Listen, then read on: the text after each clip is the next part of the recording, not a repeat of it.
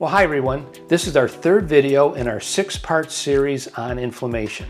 In this video, we're going to talk about how stress makes us more vulnerable to inflammation. We're talking with Dr. Jaffe. He's the founder of the Lymphocyte Response Assay testing method. This is a delayed onset sensitivity testing method that is not an IgG test. This is the measurement of activated harmful T lymphocytes, so it's much more accurate. So let's see what he has to say. This is going to be a very informative video. When the white blood cells, the T lymphocytes, are exploding at a tremendous rate, there is an excessive amount of immune complexes that are deposited in the tissues. And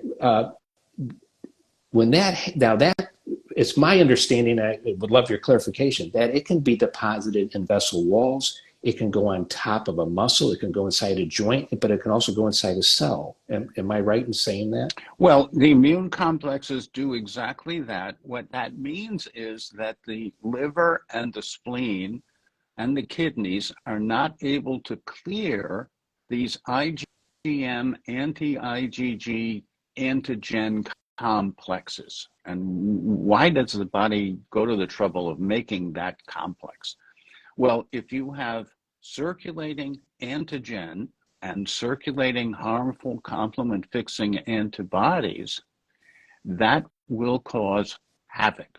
That will cause immunologic disaster.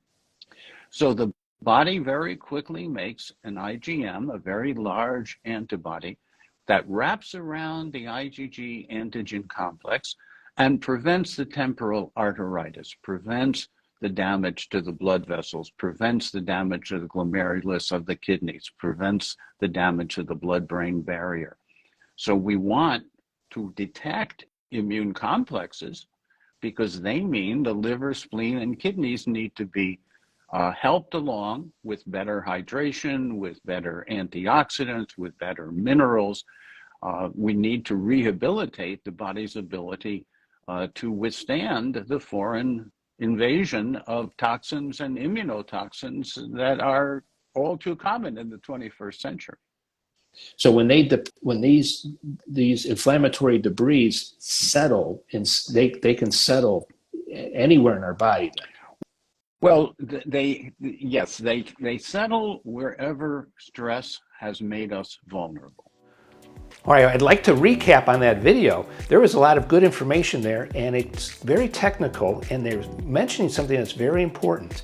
The liver, the kidneys, and the spleen make a protective immune protein. It's called an immunoglobulin M.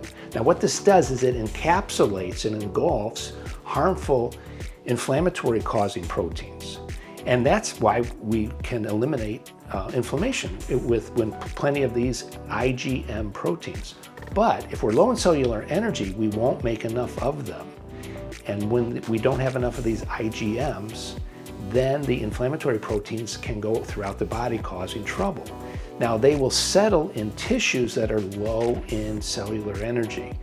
And that's when we become inflamed. So we need cellular energy to make the IgM protein, the protective protein with the liver, kidneys, and the spleen, but also the tissues need cell energy so they can withstand and help eliminate any of these inflammatory proteins that settle.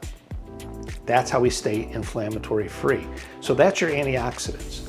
Selenomethionine is the absorbable form of selenium, all 8 fractions of vitamin E, the tocotrienols. There's 2 forms of B6 that are all natural, and the ascorbate vitamin C, not ascorbic vitamin C, B6 and magnesium. All of that together protects us, and it gives us the cell energy we need to protect us from inflammation. So that's what we're going to cover in the next video. How do we protect ourselves? So stay tuned. It's going to be good information.